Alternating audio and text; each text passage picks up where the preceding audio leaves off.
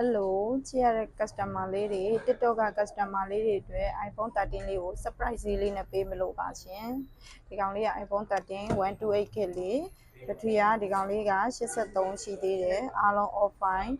iCloud ပါညာအားလုံးကင်းနေရှင်းတယ် menu ပါလည်းအားလုံး original ပဲ Face ID 2 အားလုံးရတယ်နော်ဒီကောင်လေးက surprise လေးနဲ့ပေးမယ်ဈေးလေးက12သိန်းနဲ့5000မြန်လေးနဲ့လာယူမှရမယ်နော်သူ့မှာဒီ body လေးတော့နည်းနည်းပွန်းတာလေးပါတယ်အပွန်းလေးပဲဒီကောင်လေးပါတယ်ကျန်တာတော့အားလုံးကင်းတယ်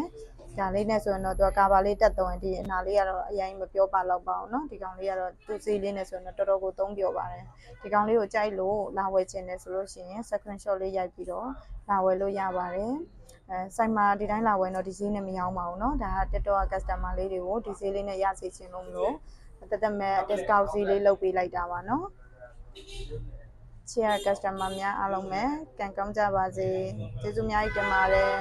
ဒါလေးကဘူးပစ္စည်းစုံလေးပါတယ်เนาะဒီကောင်ဘူးကြိုးလေးပါအောင်မယ်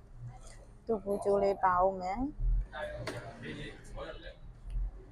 တန်တန်လေးနဲ့အများဆုံးဝင်မဲ့ customer လေးတွေအပြေးလေးသာနှမ်းကြတော့เนาะ